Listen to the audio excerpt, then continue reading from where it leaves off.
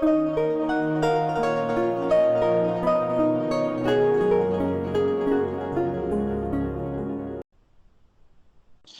amigos del canal de YouTube. Bueno, hoy vamos a hablar de poltergeist, de esas casas, no sé si encantadas, pero sí esos fenómenos que ocurren o dicen que ocurren en muchas casas. Ya sabéis que yo es un tema que no domino, que no controlo, pero que me gusta. Me gusta conocerlo e investigar. Pero para investigación, alguien que lo hace de primera mano, que está acostumbrado. Él es escritor, investigador, ha escrito hace muy poquito tiempo, ha publicado hace muy poquito tiempo un libro sobre psicofonías, voces de otra realidad, cuaderno de campo del fenómeno psicofónico, y él es Antonio Pastor. Antonio, bienvenido a este canal de YouTube de La Rueda del Misterio. Pues bien hallado, querido amigo, bien hallado y sobre todo encantado de tocar un tema tan controvertido, ¿no? Como es el fenómeno poltergeist, las casas encantadas que generan tanta curiosidad y a la vez es tan desconocido, ¿no? Por la parte de los investigadores. Claro, el fenómeno del poltergeist, como tú bien dices, es un gran desconocido, aunque, bueno, se habla mucho de casas Ujú. encantadas, de fenómenos hablaremos, de qué es lo que se produce y quién lo puede producir. Poltergeist parece que viene del alemán muñeco burlón o duende burlón, o incluso en Hispanoamérica se llama juegos diabólicos o fenómenos extraños, realmente. Pero realmente, si tuviésemos que definir poltergeist, ¿cómo lo definiríamos? Pues yo lo definiría como una emanación incontrolada de energía procedente de algo que realmente conocemos, es decir, de nosotros mismos, de nuestra psique. Y es ahí la gran controversia que genera el fenómeno poltergeist. Es decir, eh, la mayoría de la gente que empieza a introducirse en este mundillo del misterio, la gente curiosa que les inquieta de cierta manera estos fenómenos que ocurren en algunos lugares marcados por lo insólito, siempre tienen un concepto un tanto erróneo de lo que es el fenómeno poltergeist. Quizás por toda esa historia que siempre llevamos a cuesta de esas películas, de todos esos documentales donde siempre se asocia el fenómeno poltergeist a esa supuesta entidad, ¿no? A ese fantasma, cuando realmente el fenómeno poltergeist no tiene nada que ver con eso. Es decir, el fenómeno poltergeist realmente es generado por nosotros mismos. En un estado alterado de la mente, de manera inconsciente generamos todo ese tipo de fenómenos. Y no es que en un momento dado no lo imaginemos, estemos sugestionados por algo y lleguemos a imaginarlo, no, sino que físicamente esos movimientos de objetos, esas situaciones se dan. Lo que pasa es que lo generamos nosotros de manera inconsciente, lo que para psicología se llama psicorragia o telergia, que es simplemente más o menos lo que yo he venido a definir el poltergeist, ¿no? Una emanación incontrolada e inconsciente de energía procedente de la mente. ¿Y cómo es posible? Porque evidentemente ocurren o dicen que ocurren estos fenómenos. No vamos a hablar de los montajes que también hablaremos que como en un momento determinado pues también pueden aparecer, pero la mente, sabemos que, bueno, desde Hamburger en los años 20 del siglo XX, que Ujú. descubrió el electroencefalograma, sabemos o constatamos que la mente tiene corriente eléctrica. Pero de ahí a poder mover un objeto, de poder a mover lámpara, poder tirar objetos, ¿cómo es posible? ¿Cómo se explica? Pues fíjate, es de difícil explicación, ¿no? Lo que sí nos basamos un poco, sobre todo en los que vamos a investigar este tipo de fenómenos en la casuística. Y sí es verdad que nos damos cuenta de que este tipo de fenómenos que normalmente son incontrolados y de una importancia o virulencia relativamente grande, en el sentido de que hay mucho flujo energético, se da siempre cuando hay una persona en sí presente en el lugar. Entonces, a partir de ahí nosotros empezamos, digamos, a intentar asociar el fenómeno a esta persona. Os estoy explicando un poquito más o menos el procedimiento que nosotros llevamos a la hora de intentar deducir realmente que nos enfrentamos a un fenómeno poltergeist, que tampoco es fácil deducirlo. Cuando nos damos cuenta de que todos esos fenómenos giran en torno a la presencia de esa persona, nos damos cuenta de que induciéndola en un estado alterado de la mente, es decir, llevándolo a un estado de estrés o de ansiedad, nerviosismo, incluso alegría, muy potenciado, empiezan a generarse ese tipo de fenómenos. Es decir, podemos constatar de que es esa persona la que induce energéticamente a ese tipo de fenómenos. Y simplemente podemos constatarlo en base a lo que es la experimentación. Sabemos, de todos es sabido, ¿no?, que el poder de la mente, yo creo que no llegaremos incluso ni en este siglo ni incluso en el que viene a llegar a comprenderlo, porque la potencia de la mente es imposible controlarla, ¿no? Y es imposible sobre todo saber su magnitud. ¿Por qué? Porque realmente utilizamos, bueno, no es que se utilice, como tú bien sabes, una parte del cerebro, ¿no? Sino que el potencial es un pequeño porcentaje lo que utilizamos.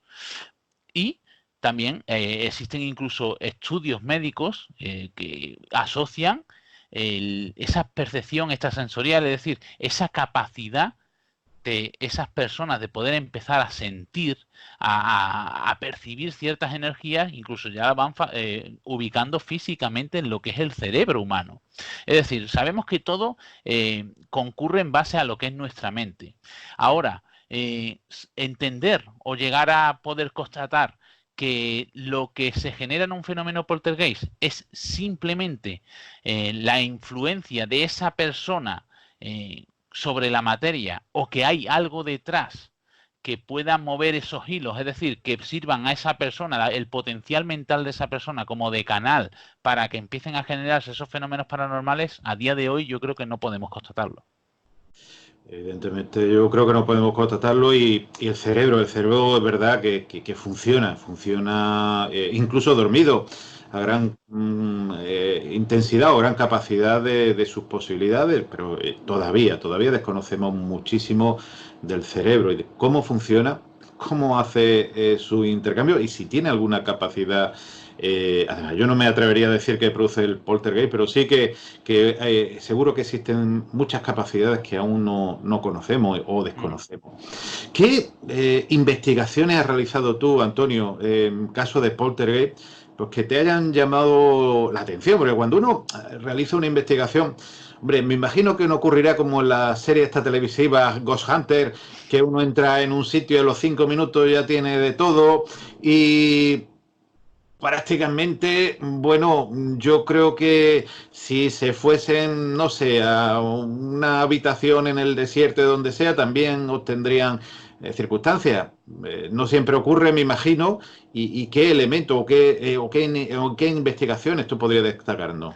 Pues fíjate, bueno, el fenómeno, esa inducción a ese estado alterado de conciencia, la solemos utilizar desde el punto de vista de investigación, de experimentación, porque es interesantísimo ver cómo esa potencialización energética lo que hace es aumentar inclusiones psicofónicas, aumentar todo tipo de fenomenología paranormal, porque aunque digamos, desde el punto de vista de la parapsicología se pueda dar una plausible explicación al fenómeno poltergeist, no tenemos que olvidar que está dentro de un fenómeno paranormal, es decir, es un fenómeno extraño, lógicamente, ¿no? Pero sí utilizamos esas inducciones para, de alguna manera, empezar a despertar el lugar, por así decirlo. Solemos decirlo así, ¿no? Es decir, inducir a una persona para empezar a generar todo tipo de fenómenos. Y en nuestras investigaciones nos hemos percatado de ello. Yo recuerdo una vez fíjate, un sitio que conocemos tú y yo muy bien, la Crista de los Gálvez, un sitio que suelo ir muchísimo porque me encanta, ¿no? Es uno de mis lugares fetiche. Y en una sesión Ouija, y hablo de sesión Ouija porque la sesión Ouija, yo no soy de hacer sesiones Ouijas, pero sí es verdad que una sesión Ouija a ciertas personas le inducen ese estado alterado de la mente necesario para empezar a generar fenómenos extraños. Pues en una sesión Ouija inducimos a una persona para que entrara en ese estado de nerviosismo, de inquietud, y empezaron a saltar sensores a nuestra petición, pero sabíamos que era inducido por esa persona porque realizamos varias sesiones y cuando estaba esa persona presente era cuando se generaban. Cuando estaba fuera de la sesión o incluso fuera de lo que es la cripta en sí, no se generaban. Y en uno de ellos, en una de esas situaciones, incluso llegamos a ver cómo el máster empezó a moverse solo. Y parece una locura decirlo, ¿no? Pero fue así. Pero simplemente podemos atender esa situación a esa especie de psicorragia, ¿no? que pueda generar esa persona. Como tú cuentas en este caso, o como contaban en el caso el caso Valleca, el realizar una ouija, el realizar una psicografía o no sé, o algún tipo de contactismo, ¿podría detonar el fenómeno de poltergeist?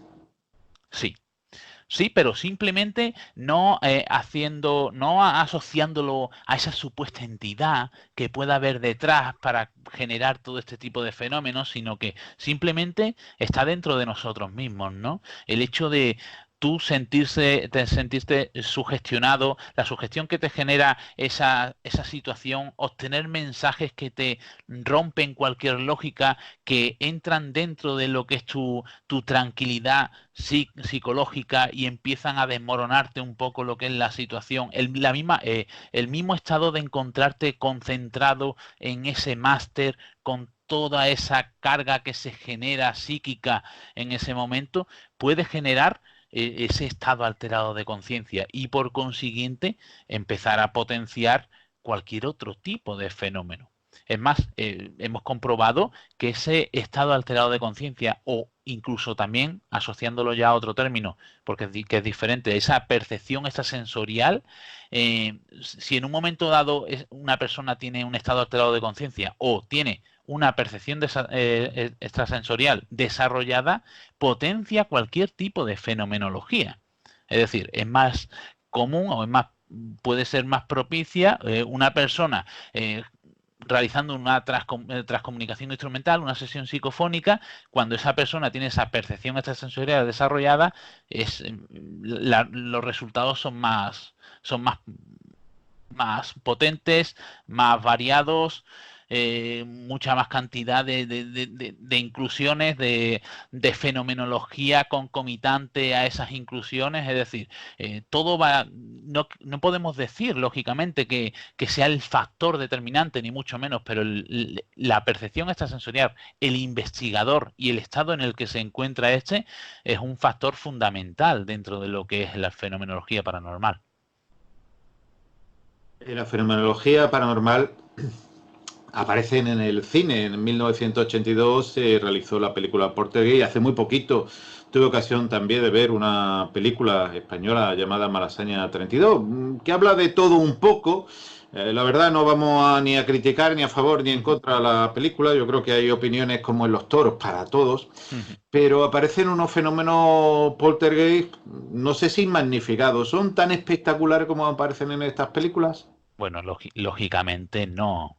Estamos hablando del cine. El cine está para que las personas vayan allí y empiecen a entrar con ese factor miedo en esas situaciones extremas, ¿no? Pero lógicamente no tiene nada que ver el cine. Si bien es cierto que cada vez esos largometrajes se empiezan a basar un poco más en lo que es la realidad, ¿no? En la realidad dentro de lo que es el fenómeno parapsicológico de esos fenómenos paranormales que ocurren en esas casas encantadas.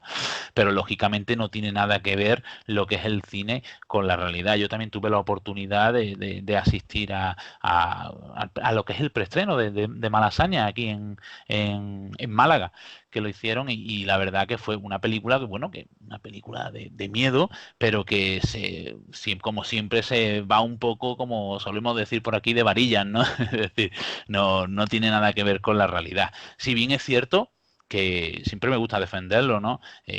Cuando se va al cine a disfrutar de una película, tú estás en el cine disfrutando de esa película, pero no puedes sentir el miedo que sientes en cualquier lugar cuando empiezan a generarse fenómenos que literalmente no tienes control sobre ellos, ¿no?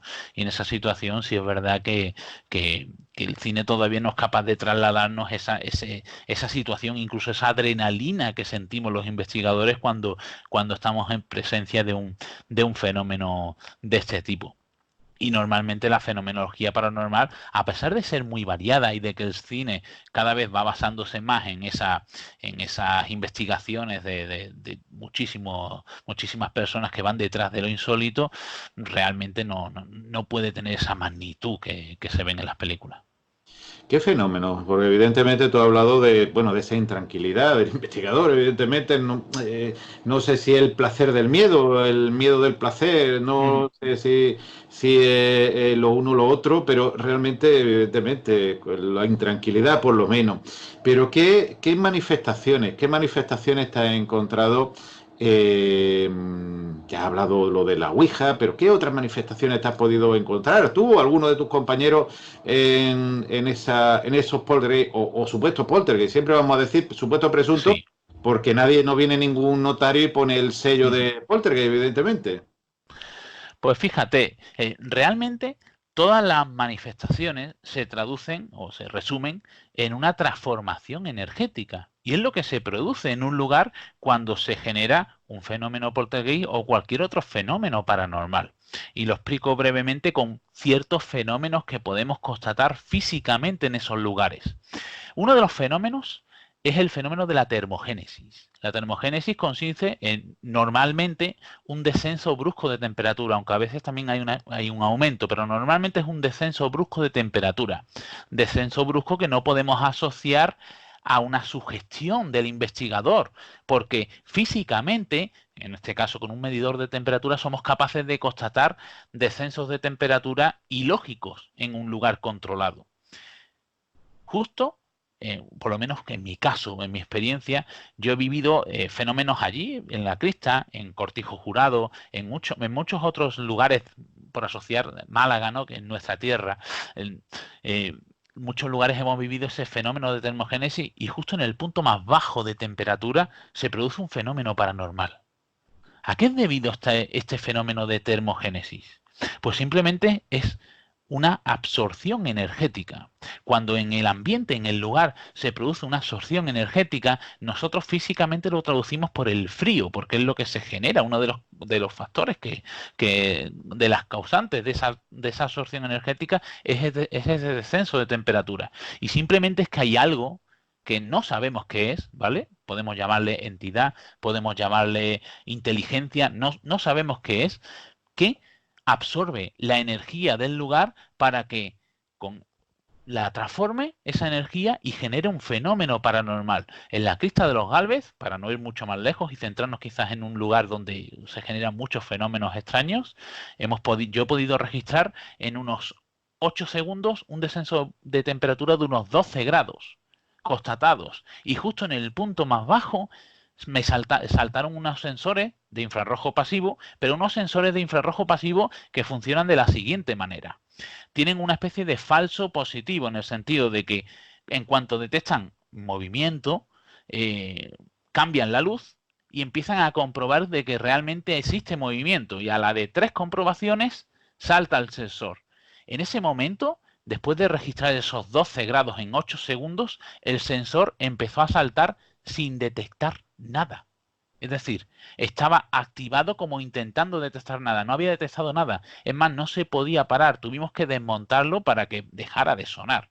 Había sido influenciado por algo y ese sensor estaba colocado en un lugar en el que estaba totalmente cerrado y anteriormente había una barrera láser, es decir, y esa barrera no había saltado, nada físico había influenciado a ese sensor y sin embargo pudimos captar ese descenso brusco de temperatura y ese salto del sensor. Otro de los fenómenos que se suelen dar, estamos hablando ya de fenómenos físicos, donde la sugestión, no sé, por lo menos desde el punto de vista de la lógica, no puede influir, ¿no? Porque si podemos entender también que una persona sugestionada puede influenciar a un soporte físico para generar algo, pues entonces también, pues también sería un gran misterio, ¿no? Pues otro de los fenómenos que se suelen dar son alteraciones en el campo electromagnético. Nosotros hemos podido constatar muchísimas alteraciones en el campo electromagnético y hemos podido incluso, yo tengo un pequeño estudio que también realicé para el libro de Psicofonía, Voces de otra realidad, en el cual pude constatar de que se producían alteraciones en el campo electromagnético cuando se producían inclusiones psicofónicas. Es decir, había algo que irrumpía físicamente para generar esas alteraciones sonoras que se quedan registradas en esa grabadora. Es decir, fenómenos físicos constatables que se dan en estos lugares y que independientemente de que vengan de ese fenómeno poltergeist, de esas casas encantadas o de cualquier otra génesis, realmente lo que sí podemos constatar es que se da el fenómeno allí físicamente, lo podemos comprobar y realmente no tiene explicación ninguna. ¿Y cómo es posible? Porque tú has comentado que los suele generar o presentarse siempre cuando existe alguien. Los aparatos no son influenciables. No, si uno crea o está nervioso, el aparato no se altera. En un sensor me refiero, evidentemente. Si hay una Claro. temperatura extremadamente alta, extremadamente baja, sí. ¿Cómo puede bajar 12 grados la temperatura? La cristal local B tiene un volumen importante, no una cristal de 4x3. Son muchos más metros, aunque se habla de la palabra cristal, es prácticamente el tamaño de una iglesia. Sobre todo para aquellas personas pues que no conozcan las dimensiones. Bajar la temperatura de un local, igual que subirla, son muchos minutos con aparatos tanto de refrigeración como de calefacción. En pocos segundos tendría que ser algo espectacular. Al igual que un microondas sube la temperatura, algo que bajase la temperatura. ¿Qué explicaciones se le da dentro del mundo paranormal a esas alteraciones volumétricas, esas alteraciones de la temperatura? Pues simplemente esa transformación energética. Supuestamente, digamos lo que, atendiendo a la hipótesis de origen trascendental de estos fenómenos, ¿no? Entendemos que lo que perdura de la esencia del ser humano no es una energía inteligente, sino que es inteligencia que requiere de energía. Y esa energía la absorbe del lugar y de nosotros mismos. Muchas personas que tienen esa sensibilidad desarrollada o incluso sin tenerla, se dan cuenta de que entran en ciertos lugares y acaban agotadas, porque parece ser, o ellos llegan a entender que el lugar les ha absorbido esa energía. Pero es que realmente a veces hemos podido ver que es así. Es más, en ese fenómeno, el fenómeno Ouija, sabemos que el máster se mueve por impulsos neuromusculares que uno de los asistentes de manera inconsciente genera. Pero que es la persona que podríamos decir que sirve de canal. Nosotros no necesitamos mucho para poder deducir quién ha sido esa persona, porque cuando termina la sesión Ouija está completamente agotada, porque es un desgaste energético. Porque el desgaste energético se genere solo para mover ese mazo siempre de manera inconsciente, o porque haya algo detrás que haya aprovechado esa energía para poder manifestarse de alguna manera. Pues realmente es la gran incógnita, ¿no? El mundo del misterio es así, nos movemos en un mundo de hipótesis. Y todos esos fenómenos también tienen esa misma incógnita, es decir, no sabemos realmente si esas alteraciones energéticas podemos inducirlas nosotros, no influenciar en ese soporte, sino mediante ese estado alterado de la mente, mediante ese fenómeno poltergeist, generar esas alteraciones, o que quizás en ese momento, incluso generándose ese fenómeno poltergeist que se asocia a esa persona, es que sea simplemente una especie de canal para otra inteligencia que en un momento dado requiera de esa energía, tanto del lugar como de nosotros mismos, para absorberla, manipularla y generar esos fenómenos paranormales.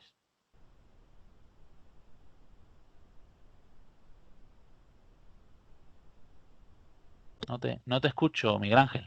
Dentro de todo esto, perdón, Sí. hablábamos dentro del misterio de esta energía, pero hay también mentira, falacia, engaño dentro de este mundo de los poltergeist o del misterio en general. En tus investigaciones te has encontrado también con, no sé si llamarlo engaño o por lo menos intentar exagerar a lo mejor lo que pueda existir allí. Por supuesto. Por supuesto que por desgracia nos seguimos encontrando ese tipo de situaciones. Nos encontramos, sobre todo, bueno, no ateniéndonos a casos de lugares históricos que tienen su fama, sino ya en los casos particulares. Pues sí nos hemos encontrado muchísimas situaciones en las cuales hemos visto que de manera consciente o quizás de manera inconsciente, a veces también, pero sobre todo de manera consciente, que es lo que le duele al investigador, que pierde el tiempo, bueno, no es que pierda el tiempo, sino que dedica un tiempo a estos casos, que dedica un tiempo a la ayuda de esas personas, pues nos encontramos con personas que realmente vienen a intentar, como solemos decir, colarte lo que es el caso, ¿no? Y nos hemos, bueno, yo hace poquito tuve uno en, cerquita de aquí, no quiero decir el lugar porque tampoco es, pero bueno, es un caso particular que en un momento dado llegamos, dicen que en un momento dado la abuela de la familia, la persona mayor, estaba captando cosas, estaba sintiendo cosas, había tenido ciertas situaciones de, podríamos decir, del fenómeno de fantasmogénesis, es decir, haber visto esas presencias en un momento dado.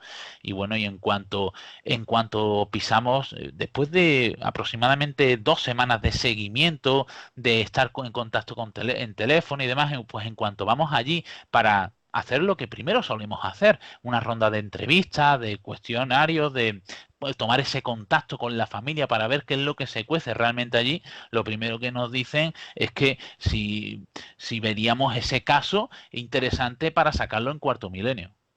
Es decir, a pesar de lo que no sé, que sea difícil a día de hoy llegar a contemplar esto, no, pero es que hay personas que por un minuto de fama, por salir su nombre en cualquier libro, en cualquier artículo, pues en muchas ocasiones es capaz de hacer cualquier cosa y luego nos vamos y nos damos cuenta de que esa familia pues es una familia desestructurada que buscaba lo que buscaba, porque después de esto posteriormente nos dijeron bueno, que si queríamos llevar el caso para Cuarto Milenio, bien, pero que si no, que a ellos como que les molestaba un poquito de que estuviéramos allí, entonces pues tendríamos que ayudar de alguna manera, ¿no? Es decir, queríamos vender un caso y lo que nos dimos cuenta es que era una familia desestructurada que se valía de una pobre anciana para hacerle más o menos ver de que estaba viviendo fenómenos extraños, incluso la mujer, la pena que daba era que la mujer se estaba creyendo lo que le estaba pasando, ¿no? Le estaban haciendo cada jugada que... Pero nos encontramos y fíjate, hasta tal magnitud de eso por tal de un minuto de fama, ¿no? Y es triste. Un minuto de fama, un minuto de gloria. Antonio, ¿qué lugar te gustaría poder investigar dentro del mundo del poltergeist? Buf. Pues hay muchos, ¿no? Porque Difícil, difícil realmente, pregunta, lo sé. realmente existen muchos lugares, ¿no? Yo siempre atiendo a ese corazoncito, ¿no? Y me gustan siempre los casos particulares. Realmente yo nunca me he obsesionado con ir a investigar a un lugar determinado porque simplemente he ido y ya está, porque también, como tú bien sabes, nos apasiona este mundo, ¿no? Entonces le dedicamos mucho y vamos. Pero sí me gustaría, siempre me ha gustado investigar casos de poltergeist relacionados con niños. Fíjate, porque cuando te das cuenta de que un fenómeno, un caso, puede estar generado por un fenómeno poltergeist, tienes que empezar a intentar, digamos, desengranar esa mente, ¿no? La mente de la persona que realmente está generando ese tipo de situaciones, porque nosotros hay que tener en cuenta que en este tipo de casos particulares vamos a siempre a ayudar. Y lógicamente nosotros no somos quienes para ayudar en ciertos aspectos. Es decir, si una persona necesita un psicólogo, tiene que ayudarle un psicólogo, lógicamente, no nosotros, ¿no? Que somos investigadores. Pero intentar entrar en la mente de un niño es apasionante. Para mí resulta una actividad apasionante. Y sobre todo, es cuando se han generado fenómenos que hemos podido asociar, por lo menos nosotros, ¿no? Desde la asociación, desde mi experiencia, a esa presencia de esos niños, han sido fenómenos muy difíciles, muy esquivos y la verdad que para el investigador, o por lo menos para mí, es una situación apasionante el hecho de intentar entrar en la mente de un niño y poder de alguna manera dar una cierta orientación a esa familia para que ese niño pues requiera esa ayuda, ¿no? Porque simplemente en ocasiones es que son, digamos, esos estados, los niños no saben de alguna manera digerirlo y lo que hacen es somatizarlo y exponenciarlo de esa manera. Exponenciarlo. Y bueno, yo quiero remitir a los seguidores del canal de YouTube precisamente una investigación que ha salido en Cuarto Milenio sobre, bueno, una casa en la provincia de Málaga. No quiero tampoco desvelar el sitio porque así sus habitantes nos quieren, y donde había un niño implicado. Yo le invito a que lo vean, se ha publicado hace muy poquito y la verdad muy interesante. Antonio, yo solamente me queda darte las gracias, emplazarte para otras muchas veces, ¿eh? Ya hablaremos y ya hemos hablado de otros muchos proyectos que tenemos bueno, no solamente elementos digitales que evidentemente son muy interesantes, sino otros pues más en pie de camino, incluso en persona lo haremos. De verdad, muchísimas gracias y hasta un nuevo programa. Pues gracias a ti siempre por contar conmigo y sabes que para mí es un verdadero placer compartir estos ratitos contigo, con toda tu gente, con todas esas personas inquietas que te siguen y siguen todo lo que haces porque es maravilloso y sin lugar a dudas pues ahí estaremos al pie del cañón y como tú dices en el camino, ¿no? Para presenciar y vivir en primera persona ciertas experiencias. Un fuerte abrazo. Un fuerte abrazo.